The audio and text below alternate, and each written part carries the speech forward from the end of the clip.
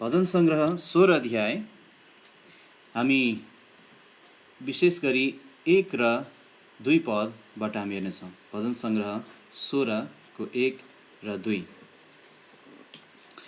तपाईले पल्टाउनु भयो होला। यहाँ लेखिएको छ भजन सङ्ग्रह 16 अध्यायको 1 र 2 पद।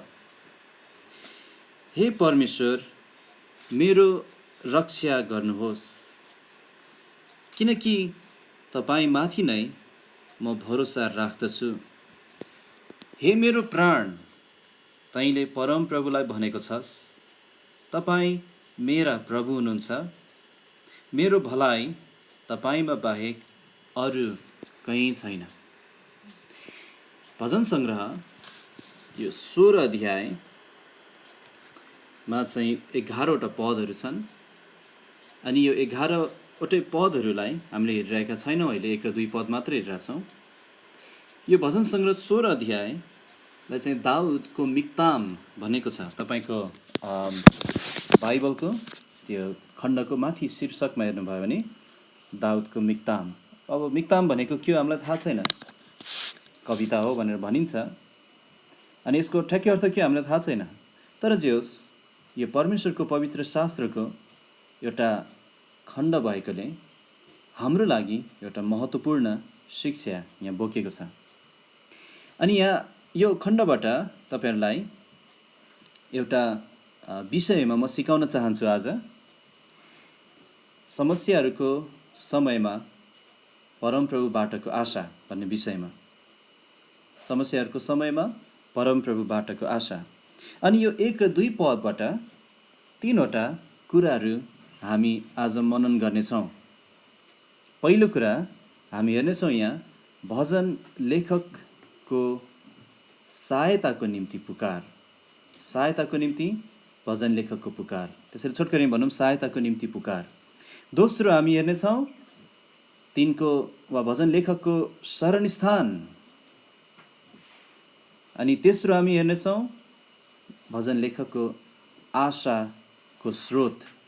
त्यसैले पहिला हामी हेर्नेछौँ सहायताको निम्ति पुकार, दोस्रो शरणस्थान र तेस्रो चाहिँ आशाको स्रोत। आउनुहोस् फेरि म पढ्नेछु भजन सङ्ग्रह 16 को 1 र 2। अनि तपाईँहरूले ध्यान दिएर यहाँ हेर्नुहोला। यहाँ लेखिएको छ, हे परमेश्वर, मेरो रक्षा गर्नुहोस्, किनकि तपाईँमाथि नै म भरोसा राख्दछु। हे मेरो प्राण, तैँले परमप्रभुलाई भनेको छस्, तपाईँ मेरा प्रभु हुनुहुन्छ। मेरो भलाइ तपाईँमा बाहेक अरू कहीँ छैन। दाउदको जीवन चाहिँ निरन्तर खतराहरूको बिचमा हिँडिरहेको जीवन थियो। अनि यसको अर्थ उसको जीवनमा कहिले राजा साउलले उसलाई मार्नको निम्ति उसको पछि लागिरहेको थियो भने कहिले चाहिँ उसको आफ्नै छोरा पनि। तर जे होस्, दाउदले यो भजनमा आफ्नो समस्याको दिनमा, आफ्नो सङ्कष्टको दिनमा परमप्रभुलाई पुकारेको हामी देख्छौँ।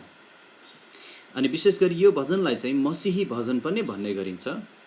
अर्थात् यो भजनको पछाडि र यसको मुख्य अर्थ, यो चाबी खोल्नलाई हामीले परमेश्वरका पुत्र, दाउदका महान पुत्र येशू ख्रिस्टलाई यो भजनमा हामीले देख्न सक्नुपर्छ। अनि त्यसैले हामी पहिलो कुरा हामी हेरौँ यो 1 र 2 पदबाट सहायताको निम्ति पुकार। अनि यहाँ भजन लेखकले यसरी परमेश्वरलाई पुकारेका छन्। भजन लेखकले यहाँ 1 पदमा परमेश्वरलाई यसरी पुकारेका छन्। हेर्नुहोस् त, यहाँ 1 पदमा यहाँ लेखेको छ, हे परमेश्वर, मेरो रक्षा गर्नुहोस्। त्यसैले यहाँ मलाई रक्षा गर्नुहोस् भनेर एउटा यत्नपूर्वक दाउदको पुकार हामी देख्छौँ परमेश्वरलाई सहायताको निम्ति। यहाँ रक्षा गर्नुहोस् भनेर उसले सहायता माग्दैछ परमेश्वरसँग। अनि हाम्रो जीवनमा यस्तो समयहरू आउँछन् जब हामीलाई अरू मानिसहरूको सहायताको खाँचो पर्छ। अनि कति मानिसहरू नम्र हुन्छन् जसले आवश्यक पर्दा अरूलाई सहायता पनि गर्छन् र साथै सहायता माग्छन् पनि। तर कतिजना चाहिँ सहायता सजिलै लिन चाहँदैन। म आफै गर्न सक्छु, अरूलाई किन दुःख दिने भनेर। अनि त्यो मनोभाव हुनु नराम्रो होइन, सकभर आफै गर्नु। तर जब हामीलाई खाँचो पर्छ हामी मानिसहरूसँग सहायता माग्ने गर्छौँ। तर हामी विश्वासीहरू भएर के बिर्सनु हुँदैन भने हाम्रो सहायताको स्रोत चाहिँ सबभन्दा पहिला परमेश्वर हुनुपर्छ। हाम्रो सहायताको निम्ति पुकार्ने ठाउँ मानिसहरूभन्दा पनि पहिलो परमेश्वर हुनुपर्छ। किनभने उहाँ हामीलाई सहायता गर्न योग्यको हुनुहुन्छ। कुनै पनि समयमा होस् उहाँले हामीलाई सहायता गर्न सक्नुहुन्छ। कुनै पनि परीक्षामा किन नहोस्, कुनै पनि सङ्कटमा किन नहोस्, अनि कुनै पनि महामारीमा किन नहोस्। अहिले विशेष गरी हाम्रो देशमा र विश्वभरि चलिरहेको यो महामारीमा पनि हाम्रो सहायताको पहिलो स्थान परमेश्वर हुनुहुन्छ र उहाँ हुनुपर्छ। अब दाउदलाई कुन समस्या परेको थियो, कुन कुराबाट रक्षा गर्नु परेको थियो, हामीलाई त्यो थाहा छैन। सायद साउलबाट भागिरहेको थियो होला, सायद उसको आफ्नै छोराबाट भागिरहेको थियो होला।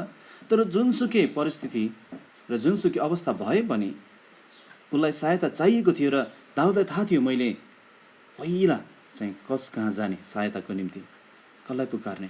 त्यसैले उनले एउटा बिन्ती गर्छन्, प्रभु मलाई रक्षा गर्नुहोस्। अनि उनले पुकार्छन् परमेश्वरलाई, भनेछ हे परमेश्वर। त्यसैले परमेश्वरलाई पुकारेको हामी देख्छौँ, सुरक्षाको निम्ति परमेश्वरलाई पुकारेको हामी देख्छौँ। आफूलाई सुरक्षित राखिदिनुहोस् भनेर परमेश्वरसँग बिन्ती गरेको देख्छौँ है। दाउदले कम्तीमा पनि परमेश्वरको बारेमा दुईवटा कुरा बुझेको हुनुपर्छ यो भन्नको लागि, मलाई रक्षा गर्नुहोस्। यो भन्दा दाउदको सोचाइमा, दाउदको विचारमा कम्तीमा दुईवटा परमेश्वरप्रतिको उसले बुझेको कुराहरू हुनुपर्छ। पहिलो कुरा परमेश्वर सार्वभौम हुनुहुन्छ भन्ने उसले बुझेको थियो, र दोस्रो चाहिँ परमेश्वर सर्वशक्तिमान हुनुहुन्छ भन्ने पनि उसले बुझेको थियो। परमेश्वर सार्वभौम हुनुहुन्छ। यदि उहाँ सबै कुराको अधिकार भएको परमेश्वर हुनुहुन्न भने कसरी हामीले यसरी प्रार्थना गर्न सक्छौँ र?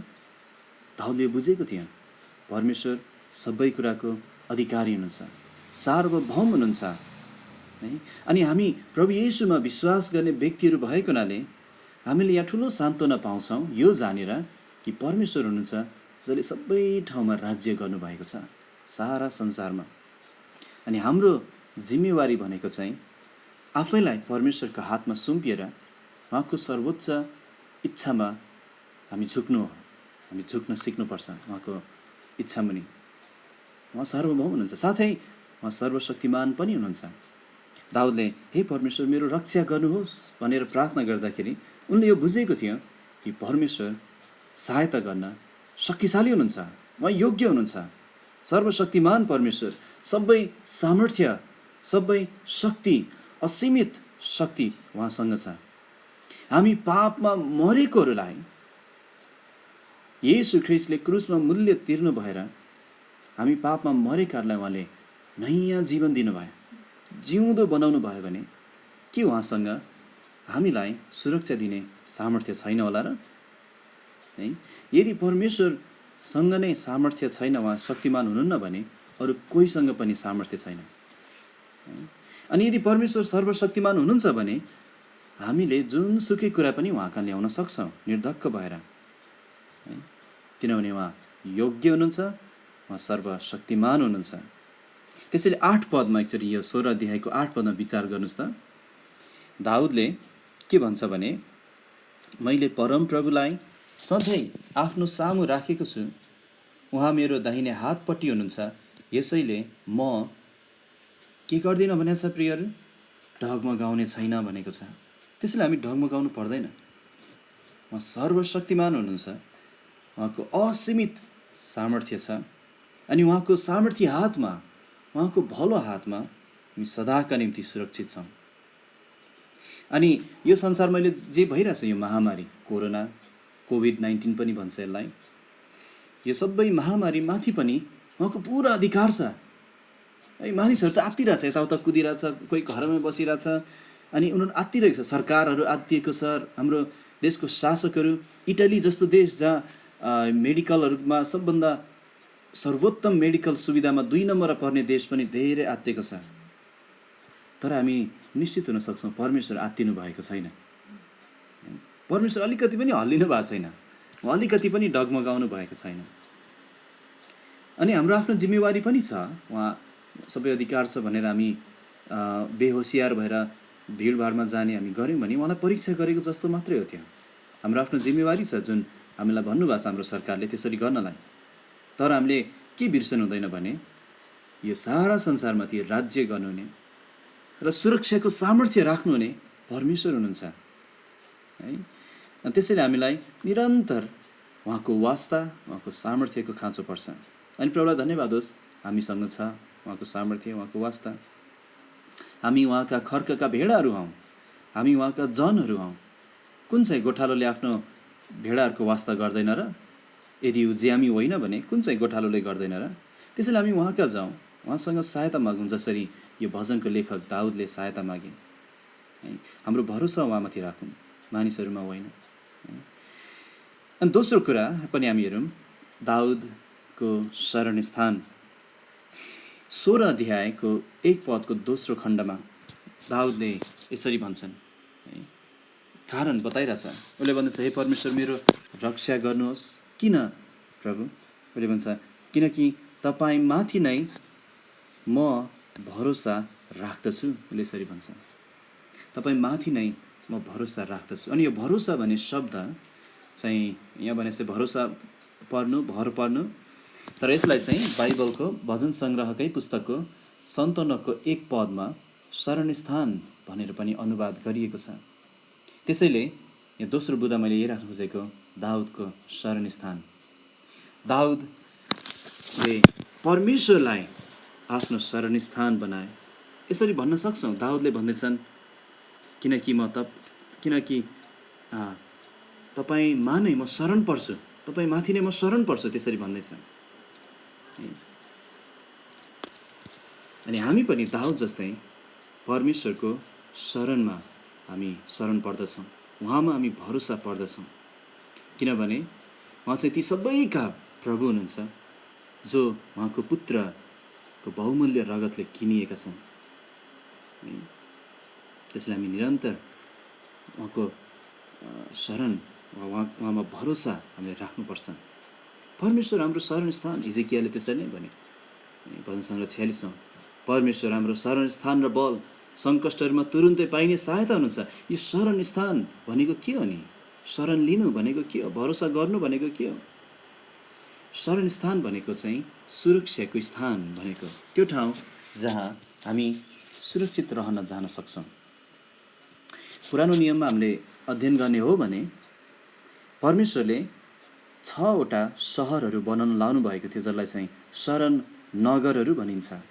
गन्ती 35, यहोशू 20-21 अध्यायमा त्यो शरण नगरहरू चाहिँ त्यस्ता ठाउँहरू थिए, ती ठाउँहरू थिए जहाँ मानिसहरू चाहिँ आफ्नो रगतको बदला लिने बाटो बाँच्नलाई उनीहरू कुदेर जाने गर्थे। अनि त्यो शरण नगरहरूले वास्तवमा ख्रिस्टको चित्रण गर्छ। किनभने बाइबलमा हिब्रू 6:18 पल्टाउनु पर्दैन, म पढिदिन्छु। त्यहाँ यस्तो लेखिएको छ हिब्रू 6:18 यसैले कि हाम्रा सामु राखिएको आशालाई पक्रनका निम्ति शरण लिनलाई धगुरेकाहरूले अर्थात् हामीले यी दुईटा कहिले बदलिन नसक्ने कुराहरूद्वारा, जसको विषयमा परमेश्वरले झुट बोल्नु असम्भव छ, बलियो सान्त्वना पाऊँ। त्यसैले हामी शरण लिन हामी परमेश्वर कहाँ गएका छौँ।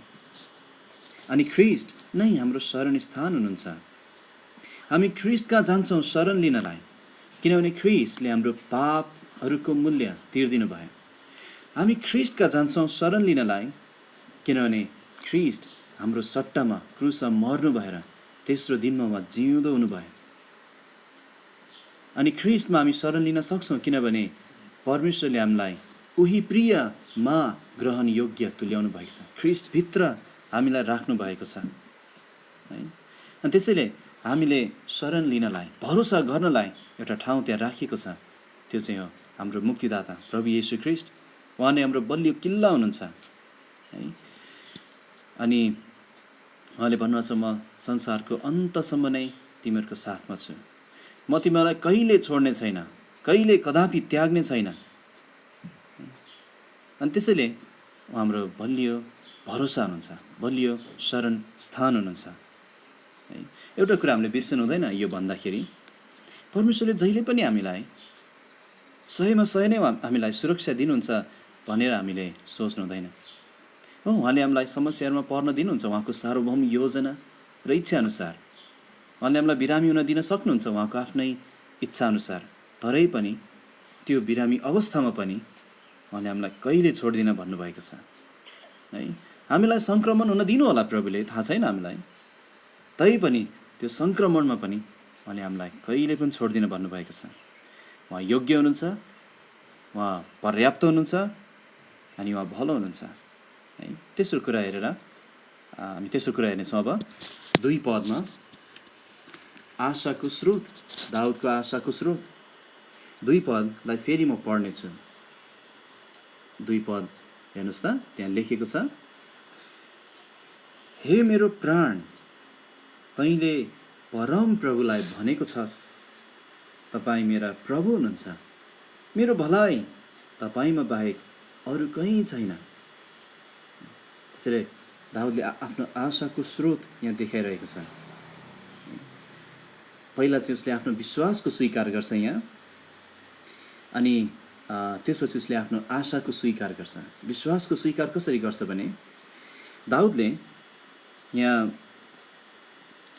1 पद र 2 पदमा परमेश्वरलाई 3टा नामले पुकारेका हामी देख्छौँ है। 1 पदमा उसले भन्दैछ हे परमेश्वर, 2 पदमा 2टा नाम उहाँलाई दिएको छ। उसले भन्दैछ परम प्रभु एउटा र अर्को चाहिँ मेरा प्रभु, 3टा नाम। परमेश्वर भन्ने शब्द चाहिँ एल भन्ने शब्द हो, एलोहिमको छोटो छोटो रूप एल भन्ने शब्दबाट आउँछ। अनि बाइबलमा एलोहिम वा एल वा परमेश्वर भन्ने शब्द तब प्रयोग गर्नुहुन्छ पवित्र आत्माले जब उहाँले हाम्रो सामु सृष्टिकर्ता परमेश्वरको सृष्टिकर्ताको गुणलाई ल्याउन चाहनुहुन्छ, सर्वशक्तिमान उहाँको सामर्थ्यको गुणलाई ल्याउन चाहनुहुन्छ। एल, एलोहिम, परमेश्वर अर्थात् सबै सामर्थ्य भएको परमेश्वर, सर्वशक्तिमान परमेश्वर। साथै दाउदले उहाँलाई परम प्रभु पनि भनेको हामी यहाँ देख्छौँ, जसलाई चाहिँ हिब्रूमा यहोवा भनिन्छ। अनि यहोवा शब्द पवित्र आत्माले तब ल्याउन चाहनुहुन्छ जब उहाँ करार पक्का गर्नुहुने परमेश्वर हुनुहुन्छ भन्ने देखाउन चाहनुहुन्छ उहाँले। त्यसैले उहाँ सृष्टिकर्ता मात्र होइन, तर उहाँ करार पक्का गर्ने परमेश्वर हुनुहुन्छ। र साथै तेस्रो शब्द यहाँ प्रयोग गर्छन् मेरा प्रभु। अनि मेरा प्रभु भन्ने शब्द चाहिँ एदोनाई भन्ने शब्दबाट आउँछ, जसको अर्थ हो प्रभु वा सर्वोच्च वा मेरो मालिक भन्ने अर्थमा। त्यसैले दाउदले आफ्नो यहाँ विश्वासको अङ्गीकार गरेको देख्छौँ। परमेश्वर को हुनुहुन्छ भन्ने उसले कहिले पनि बिर्सेको छैन जब ऊ समस्याहरूमा परेको छ, तर उसले निरन्तर सम्झना गराइरहेको छ उहाँ एलोहिम हुनुहुन्छ, सृष्टिकर्ता। दाउदले भन्दैछ उहाँ यहोवा हुनुहुन्छ, मसँग उहाँको बाचा छ, करार छ। अनि साथै उहाँ एदोनाई हुनुहुन्छ, मेरो मालिक, मेरो मालिक। अनि हामी विश्वासीहरू नयाँ नियममा हामीले यसरी स्वीकार गर्ने गर्छौँ, येशू ख्रीष्ट, अर्थात् हामी भन्ने गर्छौँ प्रभु येशू ख्रीष्ट, ख्रीष्ट नै हाम्रो प्रभु हुनुहुन्छ। के तपाईँले दाउदले जस्तै व्यक्तिगत तरिकाले भन्न सक्नुहुन्छ मेरो प्रभु, मेरा प्रभु, व्यक्तिगत रूपमा मेरा मालिक, मेरा प्रभु? येशूले धेरैलाई हप्काउनु भयो जसले चाहिँ मुखले मात्र उहाँलाई हे प्रभु भन्छ। लुका 6 अध्यायमा उहाँले भन्नुभयो तिमीहरू मलाई हे प्रभु भन्छौ तर मेरो आज्ञाहरू पालन गर्दैनौ, किन यस्तो भयो? उहाँले सोध्दै हुनुहुन्छ। अनि यदि खालि हाम्रो मुखको मात्रै प्रभु हो भने र उहाँको इच्छा हामी पालन गर्दैनौँ भने हामीले आफूलाई जाँच्नुपर्छ। यदि साँच्चै येशू तपाईँको प्रभु हुनुहुन्छ भने उहाँको इच्छाहरू पालन गर्नु तपाईँको जिम्मेवारी हो। एकछिन विचार गरौँ, सबै मानिसहरूको प्रभु हुन्छन्, उनीहरूको आफ्नै प्रभु हुन्छन्। हामी सबैले केही न केही कुराको सेवा गरिरहेका हुन्छौँ, धेरैले धेरै कुराको सेवा गर्छन्।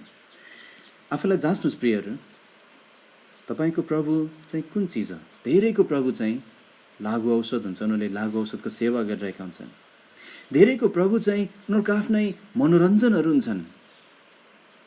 धेरैको प्रभु उनीहरूको व्यापार वा जागिर हुन्छन्। धेरैको प्रभु पैसा हुन्छन्। अनि कतिको प्रभु त उनीहरू आफै हुन्छन्। अर्थात् आफूलाई जे इच्छा लाग्यो, जुन कुराले आफूलाई खुसी बनाउँछ त्यो मात्रै गरिरहेको। प्रियहरू, हामी त्यस्तो हुनुहुँदैन। प्रभुलाई मनपर्ने र उहाँलाई खुसी तुल्याउने कुराहरू खोज्नुपर्छ र त्यो गर्नुपर्छ। अनि विशेष गरी अहिले हामी यसरी घरमा बसिराख्दाखेरि यो लकडाउनको समयमा तपाईँलाई के मनपर्छ त्यो गर्ने होइन, तर प्रभुलाई के मनपर्छ। अनि धेरै कुरा न्यायोचित कुराहरू छन् जुन प्रभुलाई मनपर्छ र हामीले गर्न सक्छौँ। बाइबल अध्ययन अनि प्रार्थना बाहेक पनि अरू कुराहरू छन् है। हामी मुख्य त्यो गर्छौँ, प्रभुसँग समय बिताउँछौँ। तर त्यो बाहेक हाम्रो परिवारसँगको सम्बन्धमा अनि पवित्र सम्बन्धमा यी सबै कुराहरूमा परमेश्वर हाम्रो प्रभु हुनुपर्छ नि उहाँलाई मनपर्दो तरिकाले हामीले गर्नुपर्छ है। साथै दाउदको विश्वासको अङ्गीकार पनि हामी हेरौँ। यहाँ 2 पदको अन्तिममा उसले भन्छ, तपाईँ मेरा प्रभु हुनुहुन्छ। त्यसपछि उसले भन्छन्, मेरो भलाइ तपाईँमा बाहेक अरू कहीँ छैन। दाउदको कस्तो राम्रो विश्वासको अङ्गीकार, आशाको अङ्गीकार भनौँ है, आशाको अङ्गीकार। उसले भन्दैछ, प्रभु तपाईँ मा बाहेक अरू कहीँ पनि मेरो भलाइ छैन। दाउदले बताउँछन् उहाँमा बाहेक भलो दाउदको छैन। दाउदको आशा परमप्रभुमा मात्रै थियो। उसले भन्दैछ तपाईँमा मात्रै मेरो भलाइ छ, तपाईँमा मात्रै, यसैले म आशा गर्दछु। दाउदको छिमेकी राष्ट्रहरूमा थुप्रै मानिसका थुप्रै ईश्वरहरू थिए, मोलेक, बाल। तर दाउद चाहिँ केवल यहोवा, एलोहिम, एदोनाई, इजरायलका परमेश्वरमाथि भरोसा गरिरहेका थिए। उसले भन्दैछ तपाईँ बाहेक अन्त कहीँ पनि मेरो भलाइ छैन। अनि परमप्रभु बाहेक हाम्रो प्राणको निम्ति भलाइ अरू कहीँ पनि छैन। न कुनै एउटा मरेको मूर्तिमा, न कुनै धर्मको विधिहरूमा, तर परमप्रभुमा मात्र। हामीले कुनै एउटा धर्म लिएका होइनौँ, तर हामीले जिउँदो परमेश्वरसँग सम्बन्ध राखेका छौँ, जसमा बाहेक कहीँ पनि हाम्रो भलाइ छैन। हाम्रो मुक्तिको भलाइ परमेश्वरमा बाहेक कहीँ पनि छैन, कुनै रीतिविधिमा पनि छैन, कुनै मानिसमा पनि छैन। साथै हाम्रो ख्रिस्टीय जीवनको भलाइ धरि परमेश्वरमा बाहेक कहीँ पनि छैन। येशूले भन्नुभयो, मद्वारा बाहेक तिमीले केही पनि गर्न सक्दैनौ, फल फलाउन सक्दैनौ, ख्रिस्टमा बाहेक कहीँ हाम्रो भलाइ छैन। अनि कति बाइबल विद्वानहरूले यो खण्डलाई, यो पछाडिको यो शब्दावलीलाई यसरी पनि अनुवाद गर्ने गर्छन्, तपाईँलाई मेरो भलाइको खाँचो छैन। तपाईँलाई मेरो भलाइको खाँचो छैन भनेको परमप्रभु उहाँ आफैमा पूर्ण हुनुहुन्छ, उहाँ पुरा शान्तिमा हुनुहुन्छ। अनि उहाँलाई हाम्रो भलाइको खाँचो पर्दैन। हामीले उहाँलाई केही सेवा गरेर त्यसको बदलामा हामीले केही पाउने होइन। उहाँको सेवा गरेर, उहाँको भलाइ गरेर हामीले मुक्ति पाउने होइन। उहाँलाई हाम्रो केही पनि कुराको खाँचो छैन, बरु हामीलाई चाहिँ खाँचो छ उहाँको। एउटा उदाहरण दिन्छु। एउटा गरिब विधवा रहेछ, जोसँग केही पनि छैन रहेछ। उसको छोरी बिरामी भएछ। डाक्टरले भनेछ तपाईँको छोरीलाई ताजा फलफुलहरू खानिदिनुहोस्। तर बिचरा उसँग पैसा छैन फलफुल किन्ने। के गर्ने हो? अब केही पाइन्छ कि भनेर हातमा 1 रुपियाँ पनि छैन, थोरै सिक्का थियो सानो, त्यही लिएर ऊ खोज्न गएछ फलफुल। अनि त्यसपछि एउटा पर्खालले घेरेको सुन्दर बगैँचा देखेछ उसले। एउटा जवान स्त्री त्यहाँ बसिरहेको रहेछ एउटा मेजमा। अनि त्यो विधुवाले त्यो पर्खालबाट भनेछन्, नानी मलाई अलिकति फलफुल दिनुहोस् न। अनि त्यो केटीले आएर बुझेछ के भएको, उसको छोरी बिरामी भएको रहेछ, फलफुल खानुपर्ने रहेछ, उसँग पैसा रहन्छ।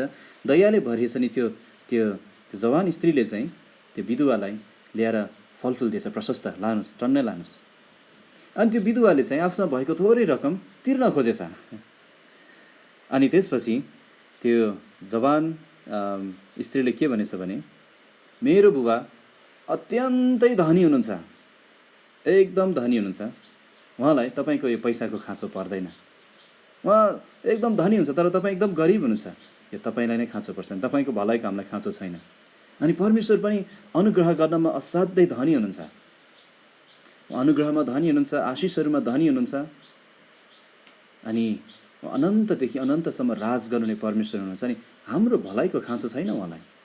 हामीले केही गरेर उहाँ भलो हुने होइन, तर बरु हामीलाई चाहिँ उहाँको भलाइको खाँचो छ। दाउदे जस्तै हामीले भन्न सकौँ, तपाईँमा बाहेक मेरो भलाइ अन्त कहीँ पनि छैन है। अनि त्यसैले हामीले भन्नुपर्छ, प्रभु म गरिब छु, आत्मिक रूपमा म रित्तो छु, मेरो धार्मिकता धरी यशायाले भने जस्तै फोहोर थाङ्ना जस्तो मात्रै छ। प्रभु, मैले तपाईँलाई केही असल कुरा दिन सक्दिनँ, बरु मलाई चाहिँ तपाईँको धार्मिकताको खाँचो छ। तपाईँ जो धार्मिकतामा धनवान हुनुहुन्छ, तपाईँको धार्मिकता मलाई दिनुहोस्। तपाईँ जो अनुग्रहमा धनवान हुनुहुन्छ, तपाईँको अनुग्रह मलाई दिनुहोस्। तपाईँ बाहेक अरू कहीँ पनि मेरो भलाइ छैन। त्यसैले भजन सङ्ग्रह 16 1 र 2 पद, जम्मा 2टा पद हामीले हेऱ्यौँ, तर दाउदले थुप्रै कुरा यहाँ बताएका छन् कि परमप्रभु नै हाम्रो सहायताको केन्द्र हुनुहुन्छ नि उहाँलाई हामीले पुकार्नुपर्छ। अनि परमप्रभु नै हाम्रो शरणस्थान हुनुहुन्छ, हाम्रो भरोसा गर्ने ठाउँ। अनि परमप्रभु नै हाम्रो आशाको स्रोत हुनुहुन्छ। दाउदले जस्तै भन्न सकौँ हामी, तपाईँ मेरो सृष्टिकर्ता, मलाई रक्षा गर्नु नै मेरो परमप्रभु र मेरो मालिक हुनुहुन्छ। के उहाँ तपाईँको मालिक हुनुहुन्छ है? के तपाईँले भन्न सक्नुहुन्छ यसरी, मेरो प्रभु मेरो मालिक भनेर है? अनि त्यसैले यो सन्देश चाहिँ दाउदले कुन समस्या पर्दा लेखेको हामीलाई बताइएको छैन। यसको अर्थ यो कि यो सन्देशलाई हाम्रो जीवनको हरेक समयमा हामी लागू गर्न सक्छौँ। जुनसुकै अवस्था होस्, जुनसुकै समस्या होस्, जुनसुकै परिस्थिति होस्, परमेश्वर विश्वासयोग्य हुनुहुन्छ। उहाँलाई धन्यवाद होस्। अनि तपाईँले पनि मनन गर्नुहोस् दाउदले बताएका यी कुराहरू। तपाईँलाई आशिष होस् यो खण्डबाट। अनि प्रभुको इच्छामा अझै यी कुराहरू मनन गर्नुहोला। हुन्छ, म प्रार्थना गर्नेछु, म अन्त गर्नेछु, त्यसपछि प्रदेश अङ्कल अघि बढ्नुहुनेछ। आउनुहोस् प्रार्थना गरौँ।